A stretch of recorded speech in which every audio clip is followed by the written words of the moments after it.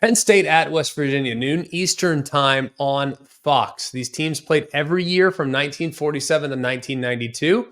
That's when Penn State joined the Big Ten, and they no longer played. They won the game last year. Penn State did 38-15. That was the opener. That was their first matchup since that 1992 season, and Penn State holds the all-time series lead, 49-9-2. 6 of those 9 losses, though, have come in Morgantown. The 3 questions.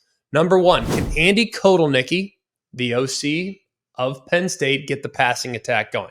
Look, the biggest question mark around the Nittany Lions is the play of Drew Aller.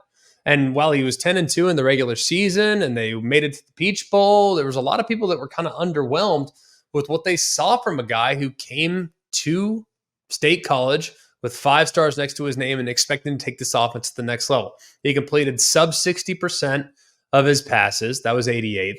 He threw 6.8 yards an attempt. That was 92nd. He averaged 7.1 air yards per attempt. So his average ball traveled just 7.1 yards downfield. That was 109th. Part of that, though, is I think that there were some question marks at wide receiver last year, and there shouldn't be that way this year. Harrison Wallace set to be a wide receiver that is an alpha dog go-to guy. Thought he might be that guy last year, but he got a little banged up and just never really got going. You also have Leon Clifford, who's been mentioned as a guy, much like Wallace, that has had a great fall camp.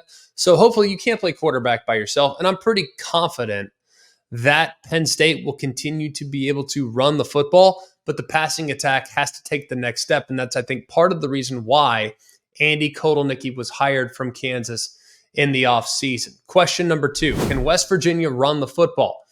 For the first time since 2007, West Virginia returns their top quarterback, their top running back, and their top wide receivers.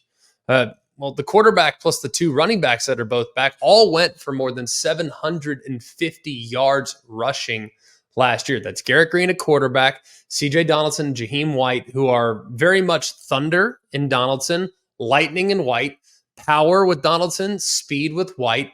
This is a group that has a lot of ability in their specialist group because they can situationally use Donaldson, they can situationally use White, and in rare instances, you can have them both on the field at the same time.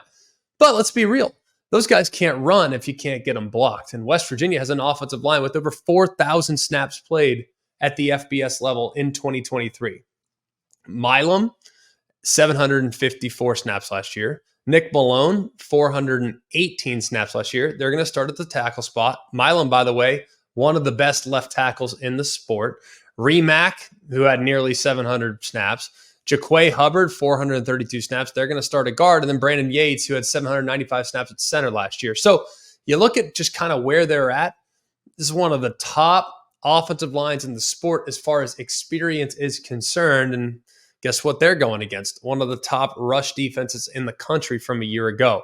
They give up just 76 yards a game, 2.3 yards a carry. 14% of their opponent's rushing plays were tackled behind the line of scrimmage. That's how good Penn State was up front defensively, and a lot of those guys are back this year, especially at defensive tackle. And then question number 3.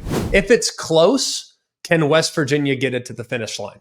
Now, the Mountaineers are a pretty remarkable 8-2 in their last 10 games that were decided by 1 score or less. So by 8 points or less, they're 8-2. Now, some people will say, well, they're 7-3 because they factor in an overtime game in which they actually lost by double digits, but it was overtime because their offensive possession resulted in points for the other team. So take that with a grain. They got it to overtime. I count an overtime loss as a single-digit loss. So they're 8-2 in games that were decided by 8 points or fewer. They were 3-1 in those games last year, beat Texas Tech, TCU, and Baylor. Their lone loss was the miraculous game against Houston, where Houston hit a Hail Mary at the end of the game. And the year before that, they beat Oklahoma State, Oklahoma, and Baylor, with the lone loss coming on kind of a miraculous win for Pitt. So I look at it, and if it's close, West Virginia has been really good in these close games. Can they do the little things there in the fourth quarter to potentially give them a W? Some trends in the game. Penn State is 9-1 against the spread and straight up, and its last 10 games is a road favorite, having covered or won each of the last 8. The only non-cover during that span was an outright loss to Michigan State in 2021. I'm taking Penn State, but I expect it to be a slow, low scoring, grinded out type of game. I think both teams are good along the line of scrimmage, offensively and defensively. And I think West Virginia is better on defense than people give them credit. So I think they'll keep Penn State somewhat bottled up, but ultimately Penn State just has more weapons and more depth. They'll make a big play or two that will give them the victory, but I expect it to be insanely close, and I expect it to be pretty low scoring.